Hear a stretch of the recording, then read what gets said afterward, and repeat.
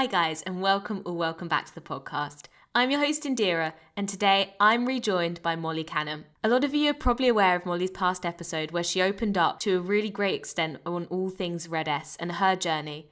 It was definitely an extreme journey, but the learning points she shared from that was something that brought comfort and help to so many other girls. And today I'm happy to say that 2 years down the line, I'm back with Molly and everything is going really well for her.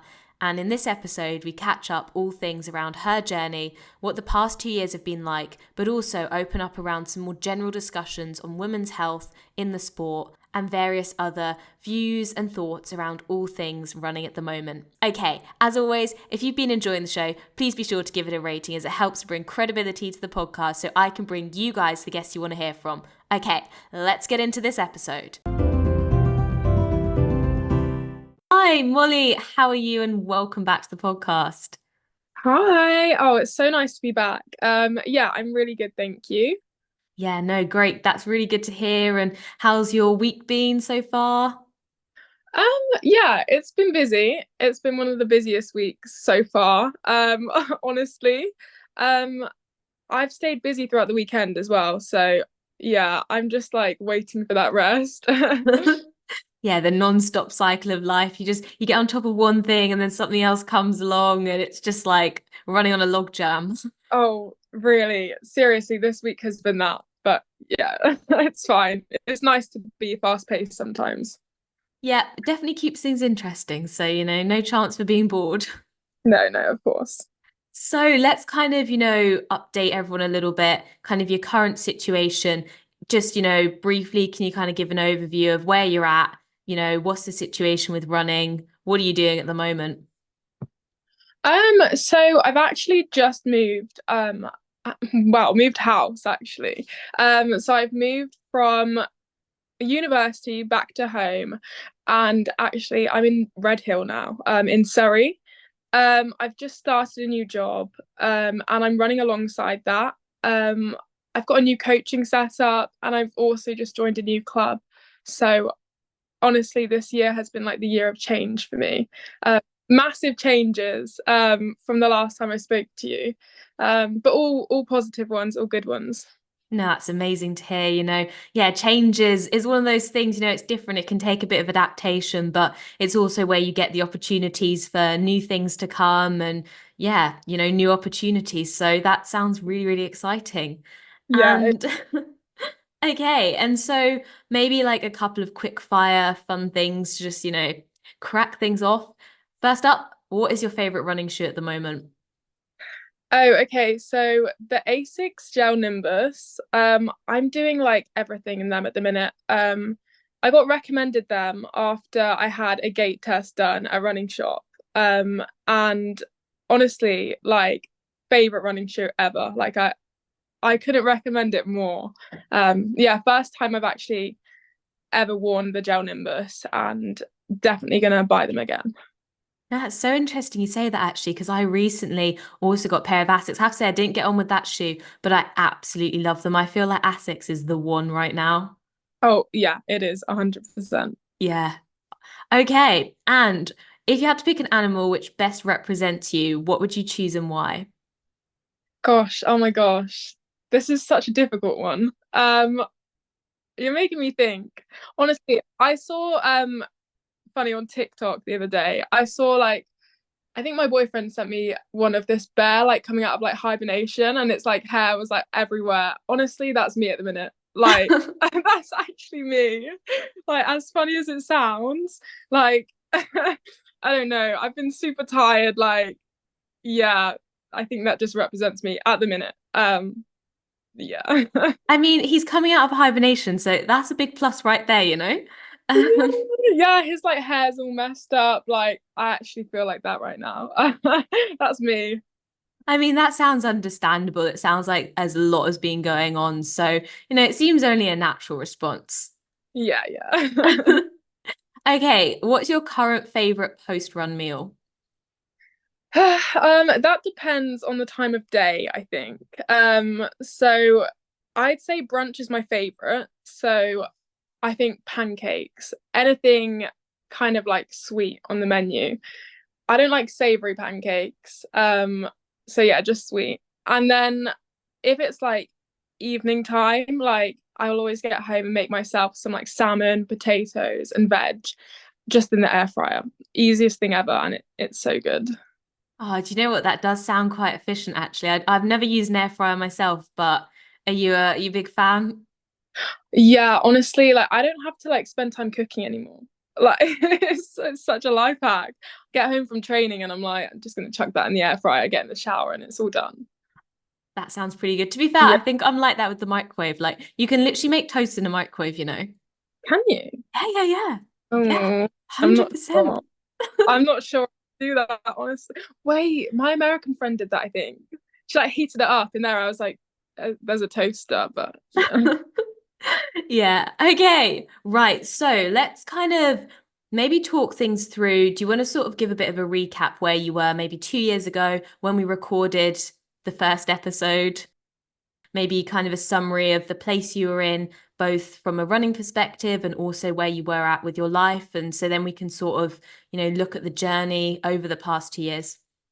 Yeah, gosh, thinking back to 2022, I was just joining Birmingham and the group there. And I remember that I would like drag myself along to sessions, as I knew it was something that I wanted to enjoy again.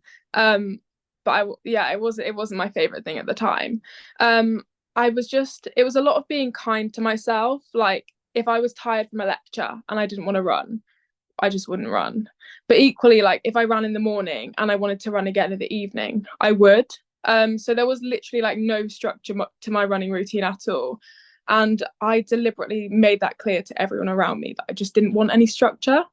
So after like using exercise as like a way of controlling my weight and like my life, I was extra careful when I started to integrate it back in. And I just wanted it to be something that actively wanted to do. But wow, like it's evolved from that. I'm obviously still kind to myself, but I enjoy the structure that running gives me. And I feel like I'm far away from that eating disorder now. And I'm able to have a structured like exercise routine.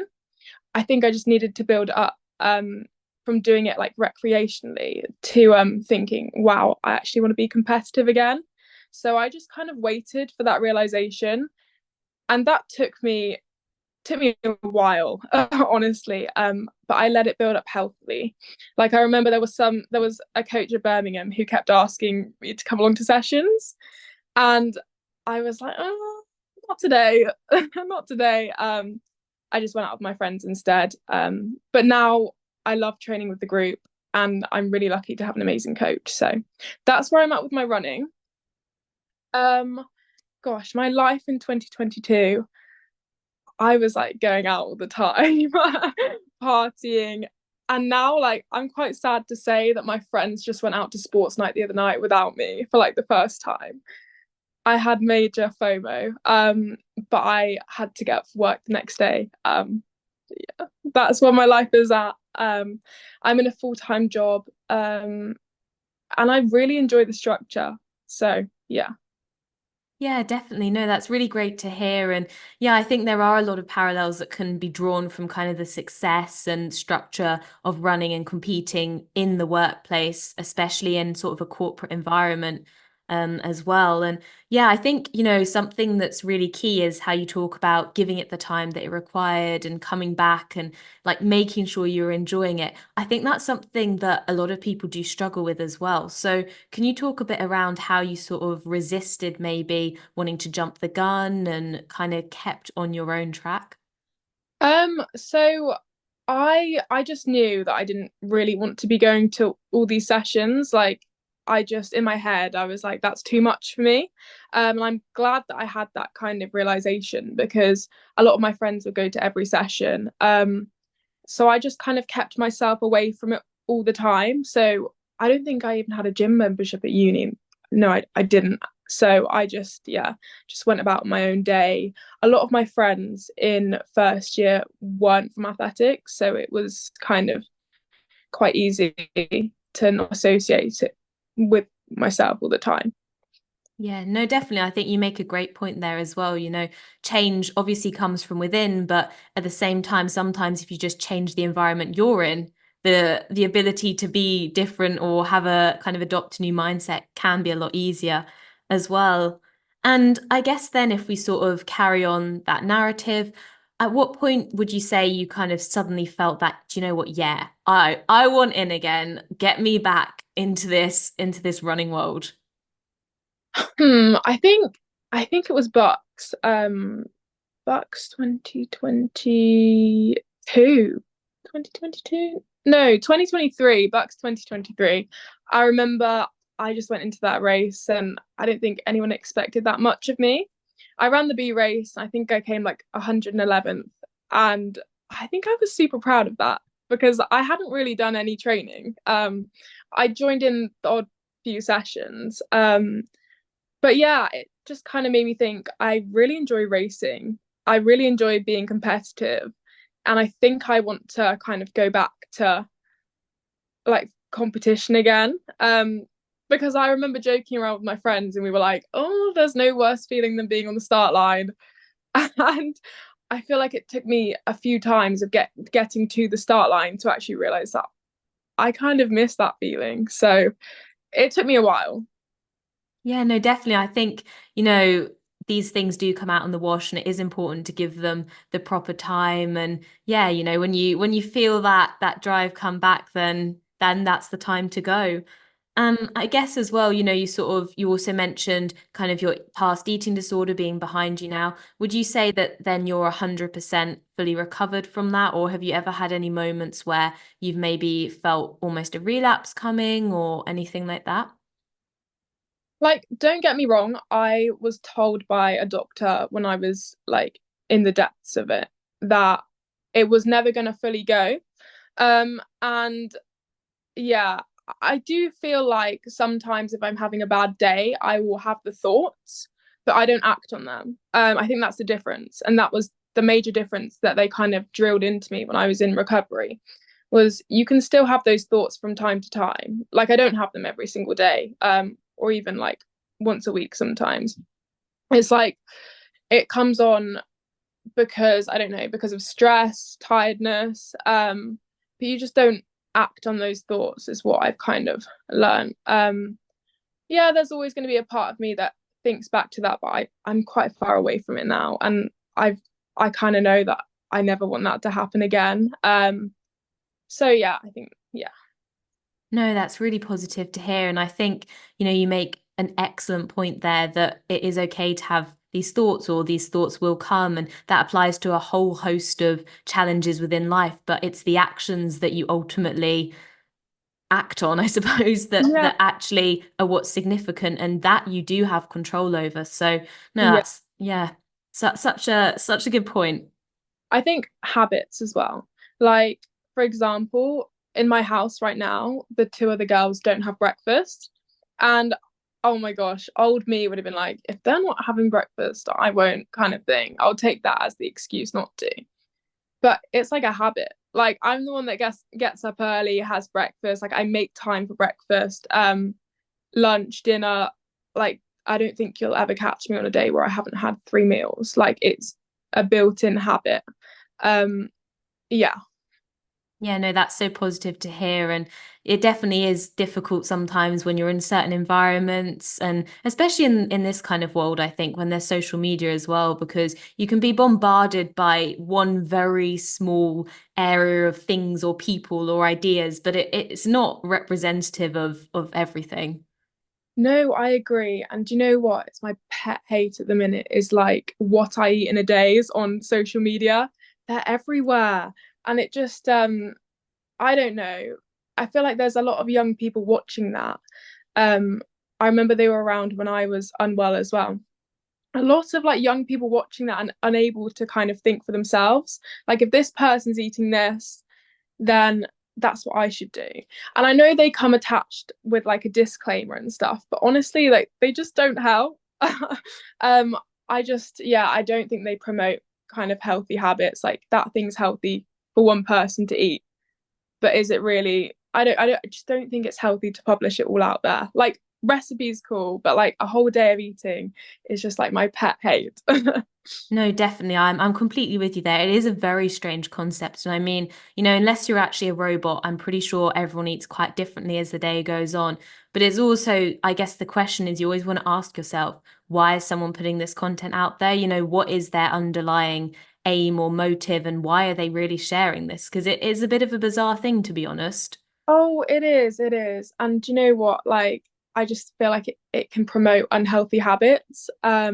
Because these influencers, a lot of the time, aren't kind of like regulated, and the products that they promote are not regulated, especially like supplements, etc.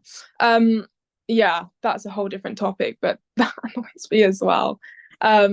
Yeah, I just think if you have any concerns about your diet or I don't know how you're feeling or the supplements you should take, like go to a doctor, just go to a professional.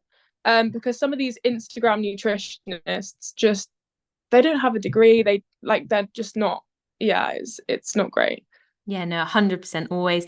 Always seek, a relevant professional when it comes to these things. And yeah, absolutely. Like Molly said, I mean, they used to say smoking was good for you. These people might think they're putting out good content. I mean, I'm sure they think they're right, but we see influencers loop back around and go, oh no, actually, my bad, or the science has changed. So yeah, gotta stay in your own lane really with these things. Yeah, and like I study science at university. I in no way think that I can kind of promote anything out there to do with any supplement or yeah. I mean, obviously like if I have low iron or something, I will eat foods that are rich in iron. Would not promote kind of anything out there unless like a medical professional has given it to you. Yeah, definitely. And I think there's also really key with those situations as well. Often the influencers are being maybe gifted or sponsored by that brand. It's like, well, you've got, conflict of interest big time there, which Yeah. Yeah. Yeah, that's probably if someone listens to this today and takes anything away, I would say if you have any worries about your health or you want to improve your health, just go to a professional. I didn't. I kind of listened to social media and I just don't think that was healthy for me. Actually, I went into my running club the other day and my brother's 8, right? He's just started and they had a nutrition talk and the little ones were like listening and she was like a qualified nutritionist but it was kind of like eat the rainbow all of that kind of stuff. My brother was like, oh wow, okay, but it's like at such a young age, like it's just like influencing healthy eating and just like a healthy lifestyle and actually eating, not kind of running and not eating. So yeah, I think that's super positive. yeah, definitely. It does seem now there's a lot more awareness about these things and a lot more action being taken at the lower levels. And yeah, definitely.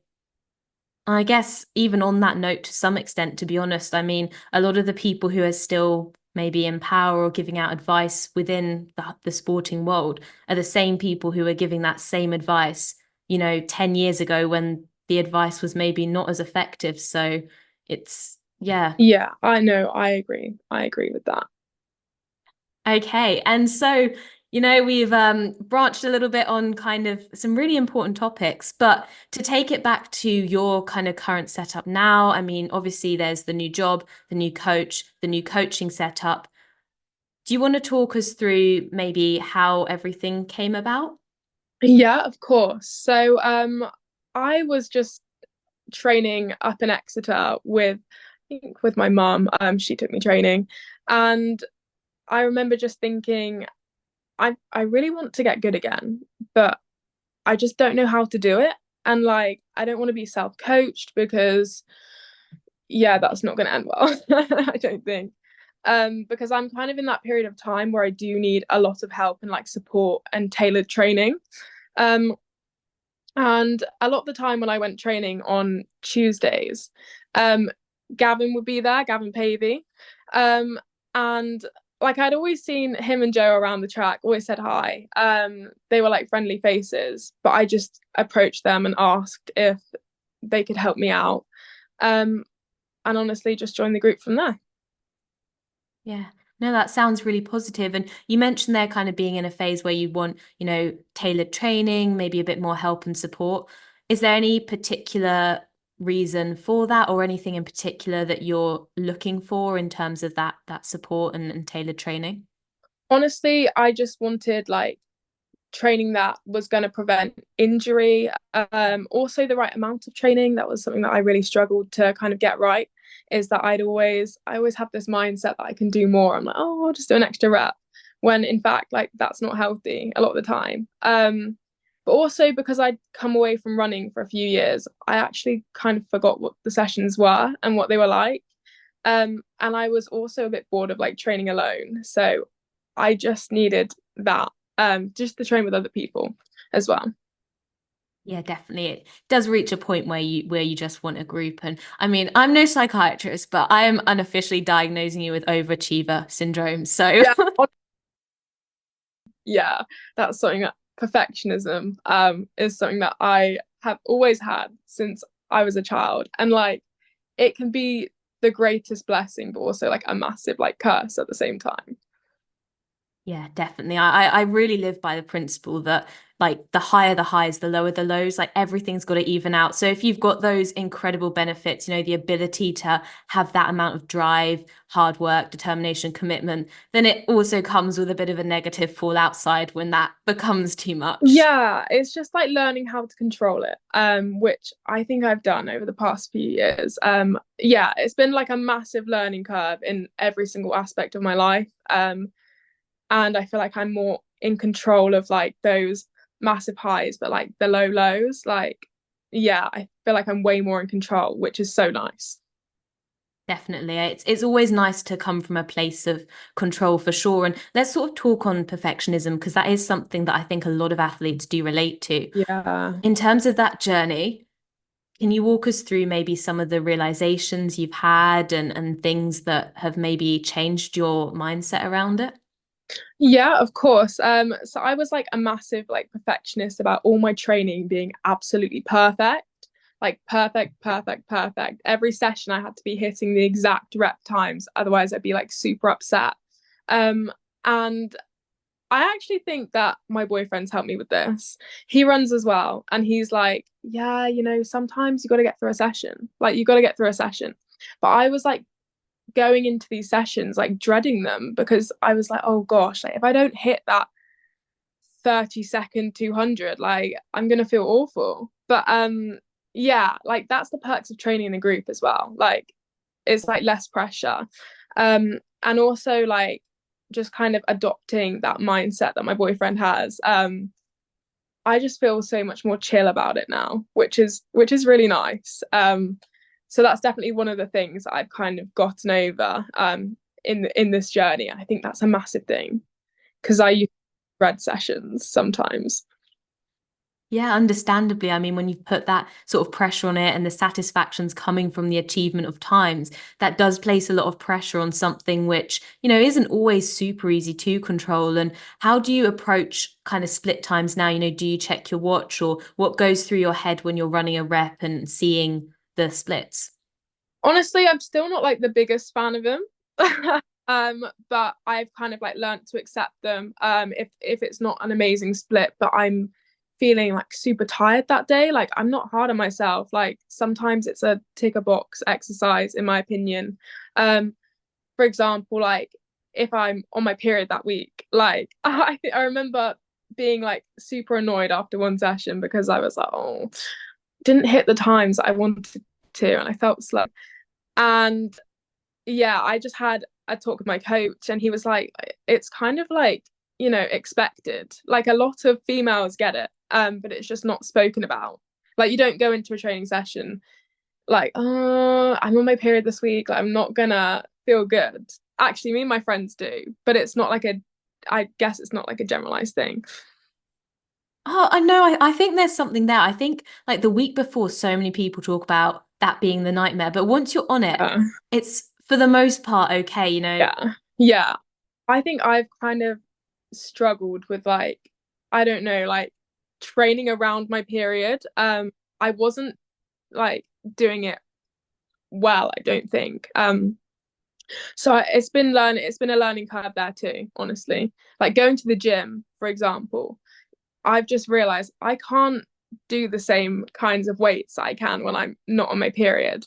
And also mentally, I think I just don't want to. I don't like massive sessions when I am on my period because um I just feel they're overwhelming. No, 100%. There's the physical side and the emotional side. And, the hormones are changing. That affects everything from our brains to our bodies. And yeah, I mean, like every time you race, I was thinking about this the other day, like when women stand on the start line, it's not the same women. Like we're changing on a weekly basis. So technically, it's kind of a little bit different each time, depending on who's where. And you compare that to men. This is what I never understood. This is what I never even thought about is that men can just go throughout the season like completely the same on the same level. Whereas women, like one week you're like down, the next week you're super up. Like you just can't compare it. And also, that's what kind of pre-pubescent girls kind of that's how they differ to girls who are going through adolescence and have come out the other side is that you have those extreme like peaks and troughs. But I think I used to compare myself to like the 13-year-old me who was running really well all the time. But it's a completely different story, and that's why there's different age groups, I think, as well. Yeah, 100%. I think it's so key. And yeah, the distinctions are massive. Like it is a complete change and you do feel completely different. And have you had any sort of breakthroughs or things that you've found to change up in particular that help or anything like that? In what sense? In kind of like, is there any particular phase in your cycle where you're like, oh, this is the week for this, or right, you know what, I'm going to change the session in advance because I know I'm going to be on my period? Honestly, yeah, it's that like if I am coming onto my period or I realize I'm close to it and I have like a super massive session, I will just back off. If there's extra 200 reps on the end, I will probably do them slower. But also, I think it's mainly my mindset changes. Never used to happen. I used to be like, oh, I'm not performing as I should. But now it's more like, okay, well, being on my period is kind of like an excuse. Like I can drop back a bit and like I want to be kind to my body. Like I want to look after it. And if I look after it now, then when I'm off my period and feeling better in a better part of my cycle, I'll feel 100% better. So yeah. Yeah, oh, 100%. I get you there. I have a random rest day for period day. I'm like, oh, it's period, a random rest day. um, It's deserved. But yeah, the mindset thing is definitely such a big one because, yeah, the emotional state's so important for driving and executing successful training. And to be honest, I've been paying attention to a period app for the first time in a while, actually, kind of reading what it actually says. And it's actually been really bang on. It's like, oh, you might find that your heart rate's a bit high this week because your core temperature is higher because you're in ovulation. I was like, It's you know cool what? though. It was. Like, it's actually been so accurate. Isn't that cool though? Like your body's doing all of this for you and it's working super hard. Why would you not, back off training a little bit more? Your body's working in like overdrive. Give it a rest. Yeah, 100%. It's like, yeah, exactly. It's like when you go heat training, you expect the times to be slower, I think, or whatever. It's like, well, your body's just decided to heat up anyway. So, Yeah. But I also do think that the kind of like I think this should be mentioned, like birth control. A lot of girls are on it. But coming off of like red S and also like missed periods, I spoke to a doctor about it and she was like, you know, it's not a good idea to be on the pill or anything that can stop your periods or like hide them because you need to know every month that you're having one. So that's like ultimate importance to me now is that every month I know I've got one and I can log it.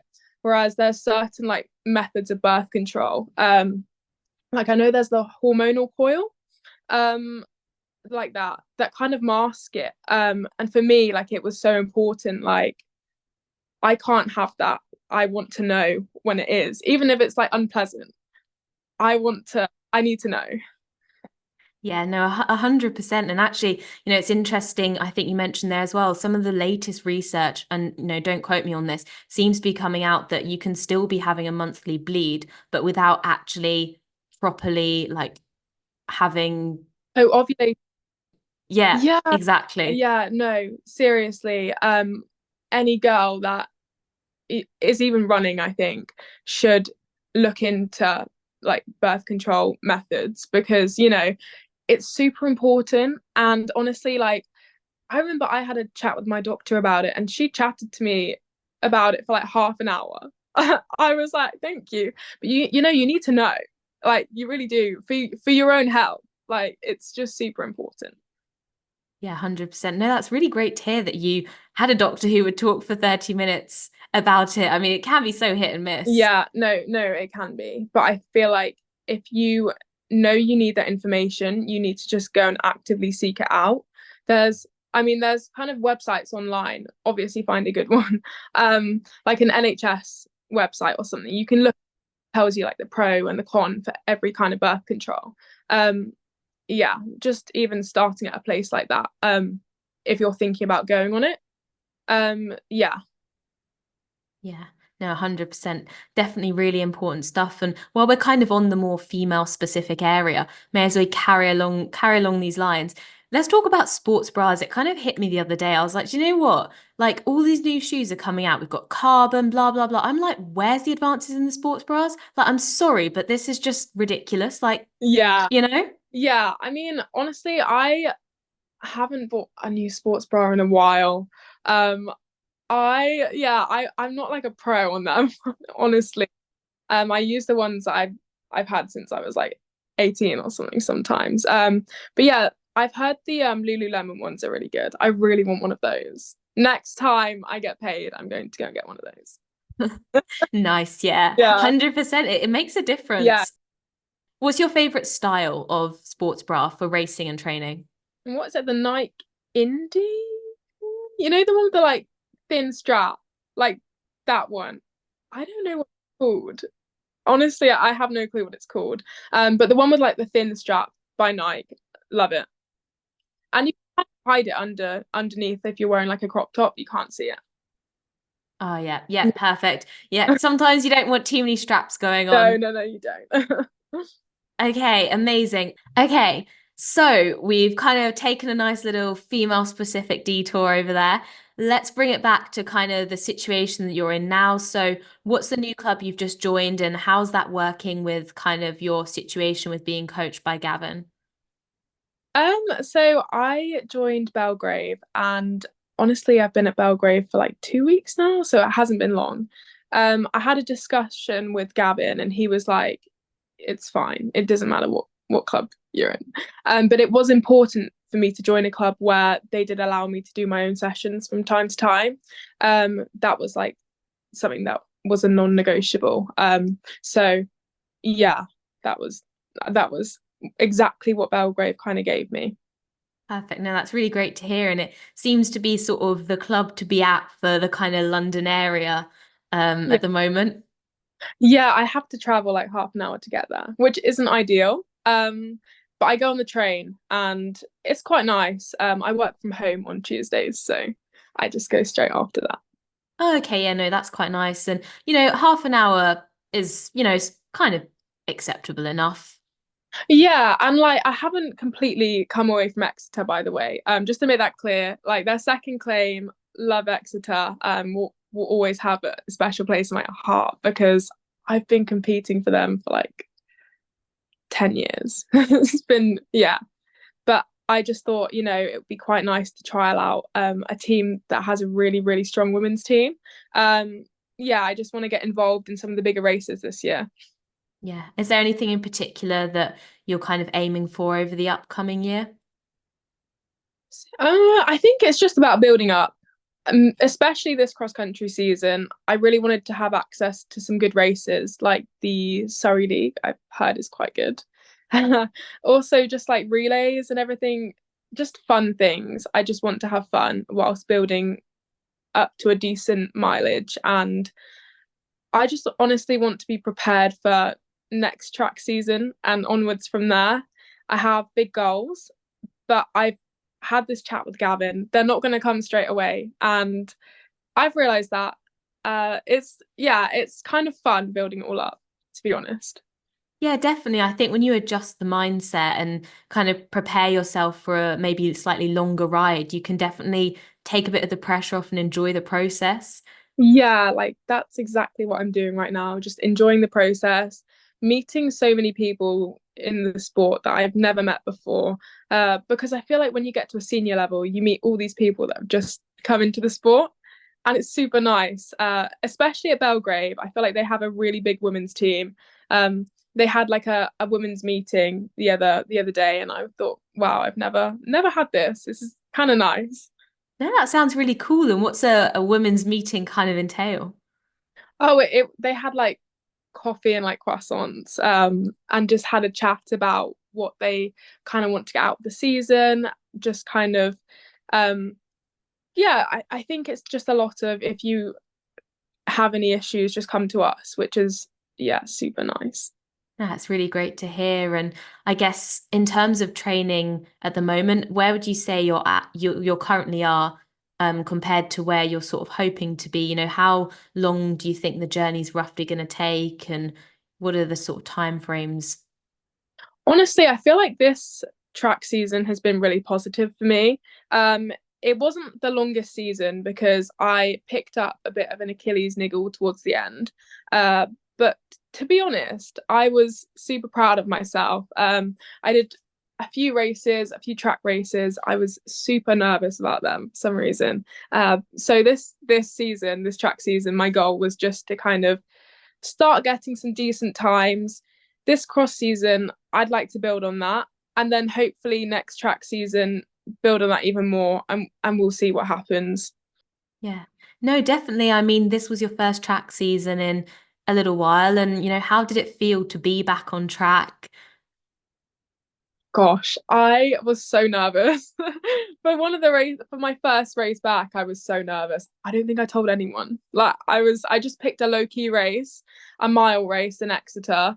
Uh, yeah, I think there were like three women in my race, and just enjoyed it. It felt super strange because obviously I haven't raced on a track in ages. But it just felt like it came back to me, like the racing tactics and everything. So strange. Yeah. Did you have any sort of, I guess, negative feelings or deja vus from maybe more negative memories, or do you think you've moved past that place and it was kind of a new and more positive experience? No, the only thing that I do get sometimes is I think people do remember me running amazing times, and they come up to me and they're like, "Oh, like wow, you run this." And I kind of have to say to them, "Yeah, I did run that, but I had to start out again." And I feel like I'm a different person. I'm on a different journey now. A more healthy, sustainable one. So I think that's the hardest thing is like comments like that, oh, you're Molly Canham kind of thing. I get that sometimes when I've raced in Exeter. And yeah, I think that sometimes makes me like, I don't know. I find it a bit awkward. Yeah. No, 100% that's understandable. I mean, it is a bit of an awkward interaction, and people often speak, especially some people in kind of the running world, they sort of don't have much of a filter in it. And they'll No. just come out. No, do you know what? I've had people come up to me and be like, "Oh, do you think you'll ever get back to where you were?" I'm like, "Oh, okay, like seriously?" And just, "Oh, you used to be so good," kind of comments, and I'm like, I just try and blank them out because honestly, cool. I mean, half backhanded compliment. I don't know. Yeah, I mean, you can just I mean, all you can do is just focus on your Yeah, goal, where you're at, and ultimately that is what's important, but it doesn't stop it being a difficult and kind of painful situation to navigate. yeah, 100%. But you just got to get out there and race for yourself. Like you're not racing for any of these people. So that's what I've come to realize is that it doesn't matter what these people think. It's my journey, and yeah, they're not part of it. They haven't done it. So Yeah, exactly. Own your own story and run your own narrative. yeah, And kind of around that, I mean, you ran 2:15, so a different distance to kind of, I guess, your star rate, even though you also had, amazing 15s as well. But the progress you made from the first to the second was really quite substantial. So, how does that make you feel? I think I knew I had more in me. Because even in the second one, I felt like I held back. That was a massive thing this season is confidence, honestly. I went into the first 1500 thinking, I don't know. I have no clue what times I can run. No clue at all. I'm just gonna go in and enjoy it. So I think I held back. And even in my second race, I really held back. I ended up like sprinting the last 400 thinking, wait, I actually feel super good right now. So that's something that I just need to work on is I just didn't think I was capable. But that goes back to the red S, I think, because even up to a year and a half ago, I struggled with like really, really, really low energy. As in I was eating fine, but like the effects had just stayed with me. And it would hit me in the middle of training, for example. Like I'd get 3 reps in and think, oh, I feel really good. And then halfway through the fourth rep, it would just go. Like I would feel so tired. My brain would completely like brain fog. Um, and I think that stressed me out a lot for races because going into like Liverpool Cross, that was 8K. And I remember people asking me, oh, like, what are you aiming for? And in my head, I was like, I just really need to get through this because if I have that energy drop, then it's not going to be good. But obviously, that's so embarrassing to tell people. But it wasn't just in running, it was in like my general life. So like brain fog throughout uni, that was another really embarrassing thing that I never said to anyone. I was like, I'm really struggling to process these lectures right now. So just general confidence. Because I think that's the thing that went last with my red S is and my low energy is that horrible brain fog, the horrible brain fog and just like extreme tiredness. I'm known to nap, but like these naps were like 2.5 hours, 3 hours, not good.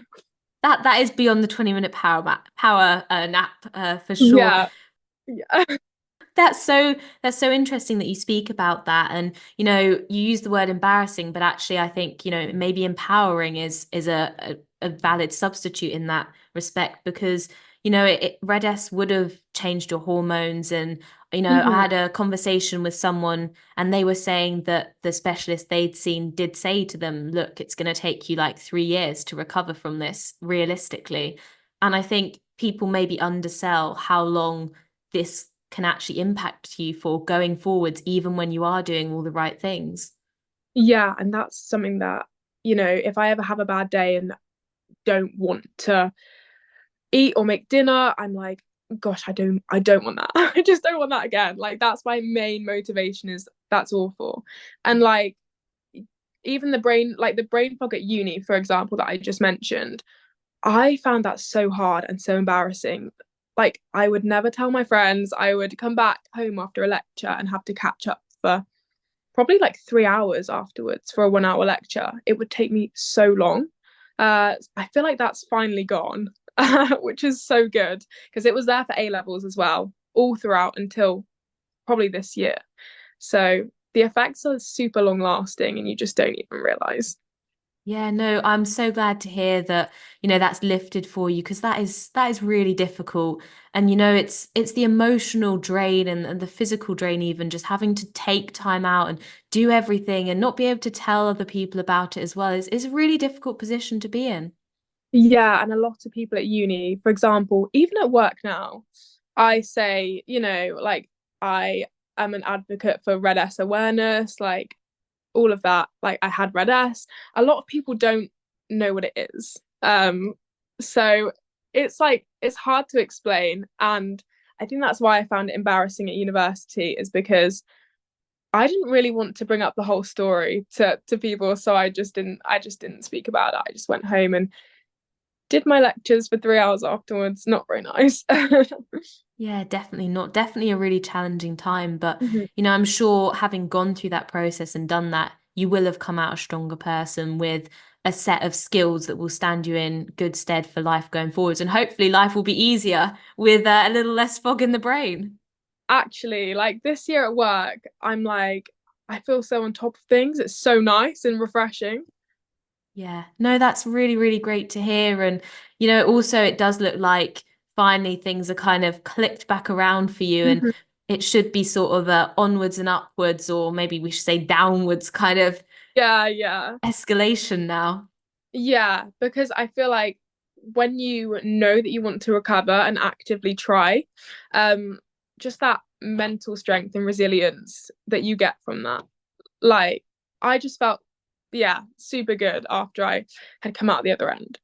Yeah, no, that's really, really great to hear. And, it's great to hear how you're feeling on those 15s as well. Because, by no means were those slow times, those are quick times now we're talking. So Yeah. yeah.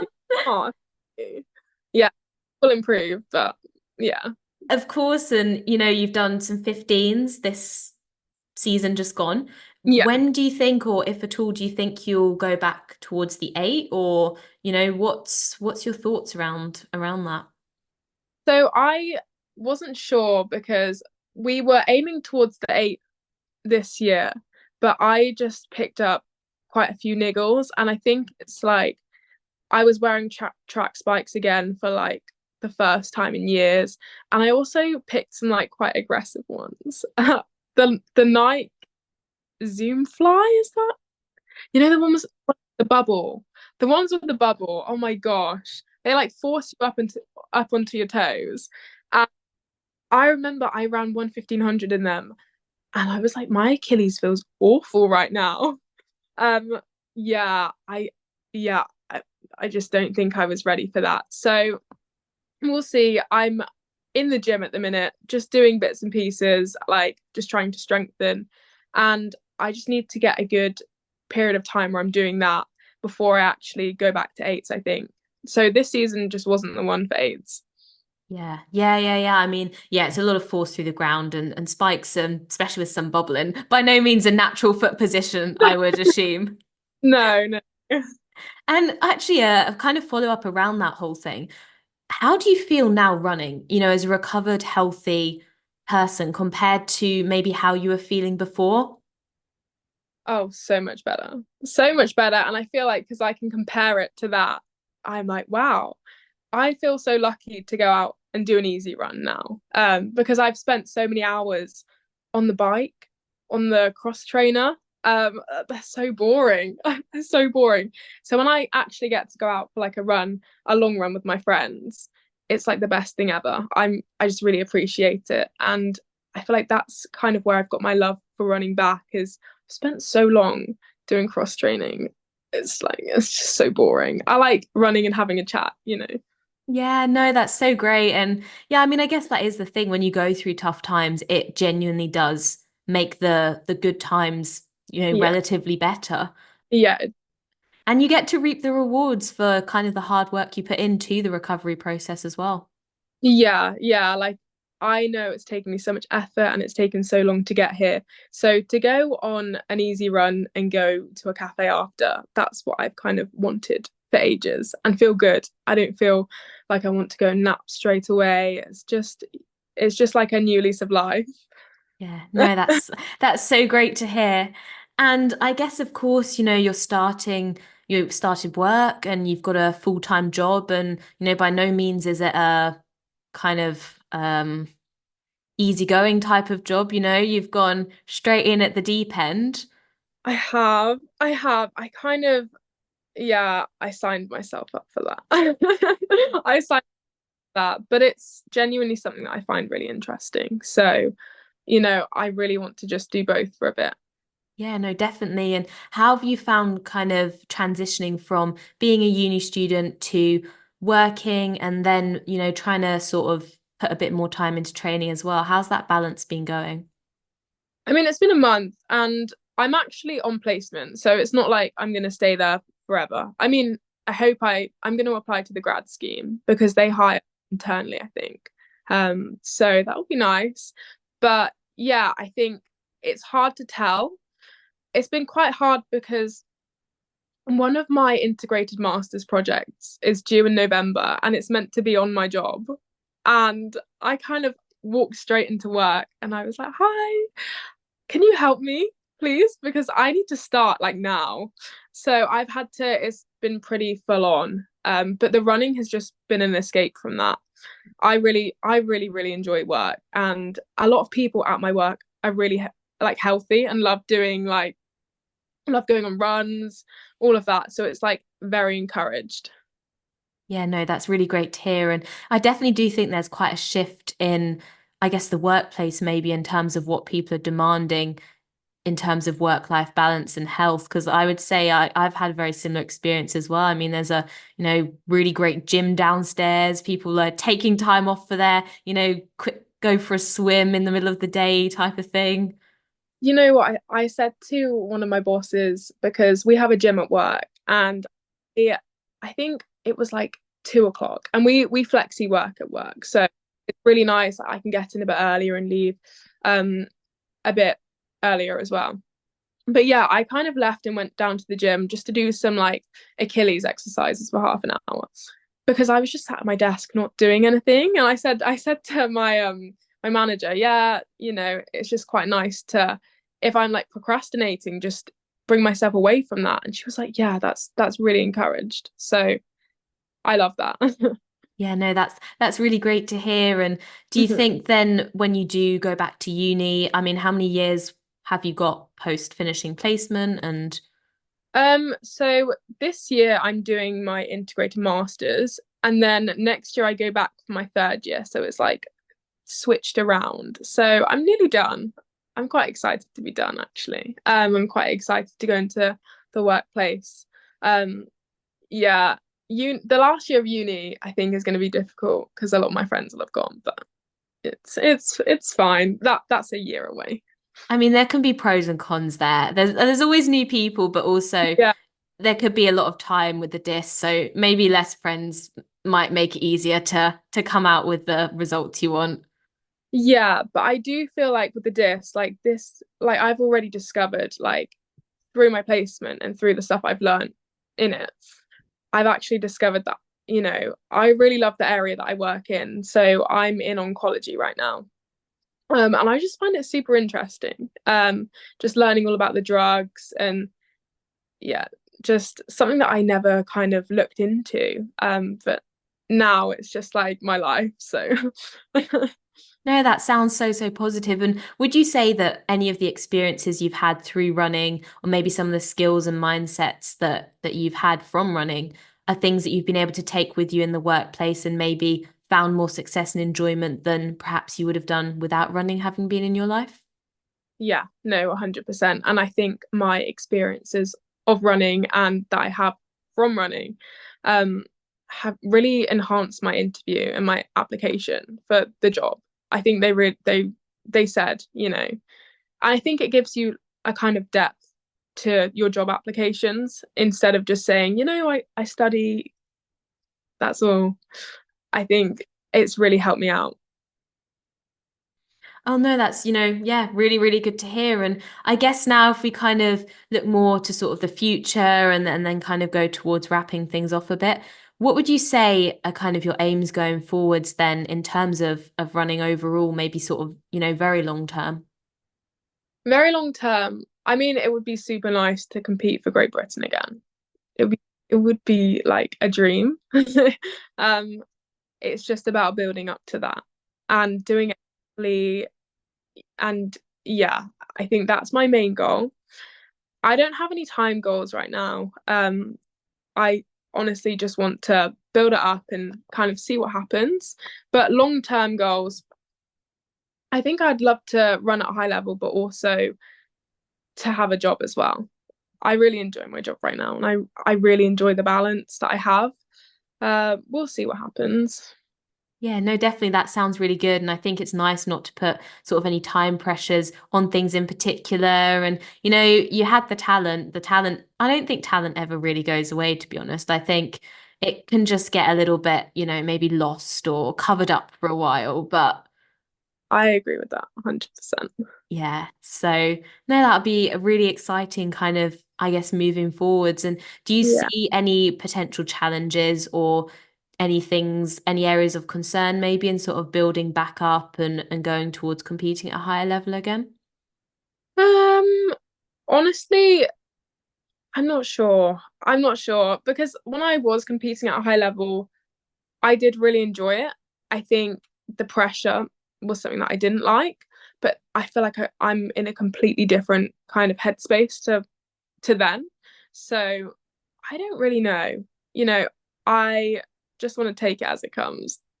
Yeah, definitely. Take it as it comes. That is definitely a good approach. Yeah. Okay, and we've got a couple of listener questions. Yeah. So, first things, well, we've got how are you finding uni now? I know obviously you've just started placement, but maybe any reflections around maybe the uni side of things, perhaps? Yeah, of course. So I am doing a lit review at the minute, and I've got a project proposal next year. No, yeah, next year, early next year. I like uni. I honestly, yeah, I think I prefer working. But I'm lucky that in this year I can use all my experiences from placement in these lit reviews and project proposals. So I'm loving it because I love my placement. No, that's honestly such a positive thing to hear. So I knew I didn't want to be in a lab. Hate labs. Just hate that. And I really enjoy like communications, writing. So I was just scrolling down LinkedIn, found this placement and was like, it sounds interesting. I'll apply for it. Didn't think anything of it. And now I'm here and I'm just loving it. So Yeah, no, LinkedIn can actually be a game changer if used right, to be honest. no, seriously, I was scrolling down thinking, I need to find something to do. I need to find something to enhance my CV. I saw that I was like, I've never heard of medical affairs. Like, what is it?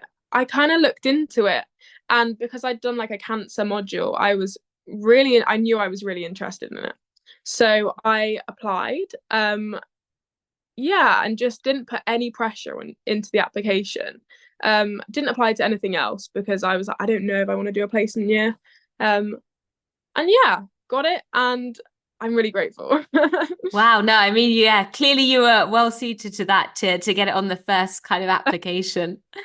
Yeah, I think it's just like putting no pressure on myself because I had a house in Birmingham. I was fully signed up to live there this year, and I had to go through like the stress of like giving it up. It was just it was not fun. Yeah, house accommodation, logistics, all of that landlord stuff is just, I hate it. yeah, 100%. Okay, and we've also got advice for people going to America. Oh, um, honestly, I was given this advice before I decided to go, and I didn't listen. So yeah, I think you just need to be super careful about where you're going. So I don't know who said it to me, but they said the smaller universities out there actually are nicer to go to because you don't have that athletic pressure on you. Because if you're on a scholarship, I think you're expected to kind of compete a lot to make it worthwhile for them spending that money on you. So I just think look really carefully. I mean, I went out and visited all these schools, and honestly, I don't think that helped me that much because on the visit, the girls at the uni were like, we love it. And then I got there and they were like, actually, yeah, I think everyone is part of the selling process. So if you go out there and you absolutely love it, I think you need to look into it a tiny bit more than that. Maybe just message them after and be like, hi, so is this true? Like, I just really want an accurate representation of it because, yeah, I think it's kind of surface level, a lot of it. Um, and don't just go for the first coach that wants you. You just need to look around. That's my biggest thing is look around, ask people. So people from the UK, ask people about the university because there's probably someone that has been there. There's probably someone, and will have a story about it. So yeah, that I think they're my main pieces of advice. No, some really, really great stuff there, especially sort of the surface level and selling. I mean, the American culture is a lot more initially, Yeah. happy, but does not mean anything. Yeah, also, I didn't think about the part of America that I went to. So I went to like the deep south and I was like, oh, do I go for California or do I go for Louisiana? Like they were the same thing. They're just not. I don't know why I didn't think about that. No, it's Yeah, such a point because it's all wrapped into America, but it's like it's the size of Europe. It's like going Germany versus Lithuania. They're different countries. yeah, like they're completely different. So honestly, you need to know what you want a little bit. If you want to live the kind of California life, or if you want to be at like a southern like SEC school where it's like sororities, are really big. Yeah, I think you just need to kind of know what you want. Yeah, definitely. No, really, really great stuff again. And then we've also got, of course, biggest red S recovery advice. Oh, Pretty loaded. Maybe some highlights. yeah. I think we actually mentioned it earlier is if you have any concerns, don't go to the internet, go to a professional. Don't listen to anything that you hear from someone that is just being paid to promote something. And you need to, if you're having issues around, I don't know, your period, because that's normally quite early to go, you know, you need to speak to someone. It's not a taboo topic. Like these people are probably doctors and they see it a lot. So yeah, I think that's my biggest piece of advice, but also don't listen to, because I know at university there was I think it was some boys at university saying like red S size portions, as in like a joke. They were like, oh, that portion's small, like it's a red S size. And I heard and I was like, oh, like if you hear stuff like that, just don't listen because yeah, I think there still needs to be more education around it, especially in men. Yeah, I think that's another piece of advice is I'm embarrassed about it, but actually when I kind of spoke out about it, there are a lot more people than you think that are like, oh, actually I have this symptom and I didn't know what it was, and you're like, okay, well, yeah. Yeah, 100%.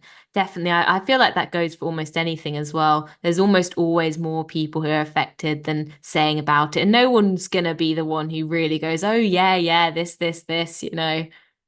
Yeah, you do find it a lot of talk about kind of like periods and losing periods. Like I feel like in the athletics world, if you say, oh wait, I actually have missed a few periods, like you say that to people and someone overhears, it's like gossip. I think that's, because a lot of people have it. I just don't think it's worthwhile gossip, honestly. Yeah, no, uh, 100%. Yeah. If it's gossip, it's not worthwhile.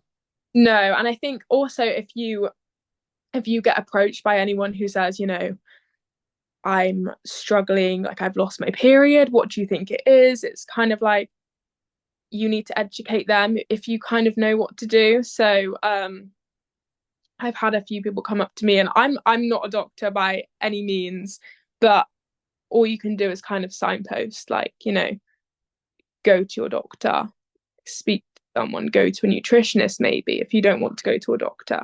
Um, just signpost, I think.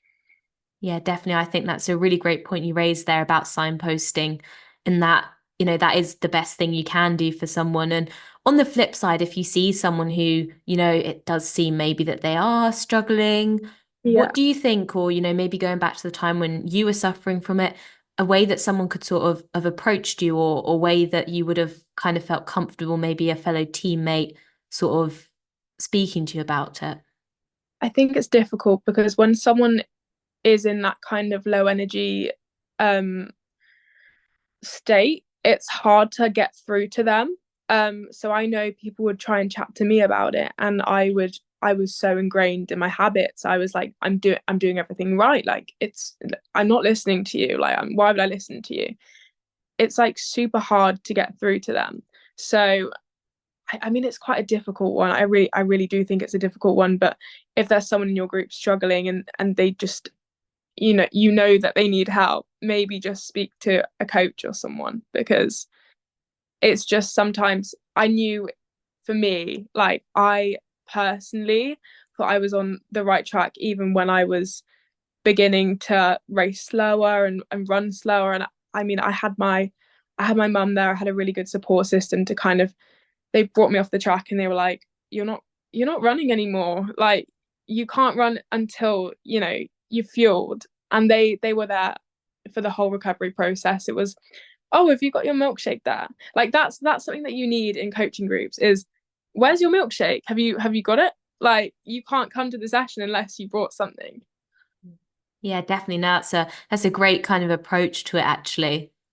Yeah, no, I agree. And like with my brother now, we go to Sainsbury's after his training session and pick him up like a chocolate milk or something, and he looks forward to it, and it's just, it's enjoyable. So yeah.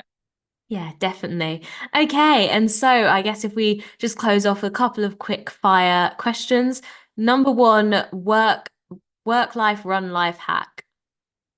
Oh, integrate. I would say integrate the runs in whenever you get bored of work. Like in lunch break, sometimes I get bored and I run to Costa and walk back. Super nice. Like I love it. I look forward to the coffee as well. Yeah, no, love that. Love Yeah. that. Okay, favorite season. Summer. I'm so sad that we're coming into winter now. It's so cold. Mhm.